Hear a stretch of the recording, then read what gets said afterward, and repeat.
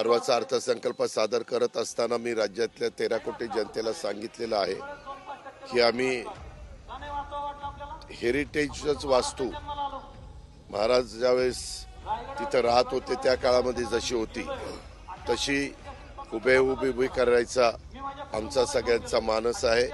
तिथं मंदिरं खूप आहेत, तिथं वेगवेगळी मंदिरं आहेत। त्यांच्या भावना अशा आहेत की त्या मंदिराला कुठं धक्का लागता कामा नये आणि तिथून एक नदी शेजारनं जाती तर तिथंही रिटेनिंग वॉल वगैरे अशा गोष्टी कराव्या लागतील। सगळ्यांना अभिमान वाटेल महाराष्ट्रातल्या जनतेला। असंच अतिशय उत्तम अशा प्रकारचं काम आम्ही करून दाखवणार आहे। पालकमंत्री म्हणून माझं बारकाईनं लक्ष आहे की आता पण मी इथून तुळापूरला जाणार आहे की तिथल्याही कामाचा वेग कसा आहे।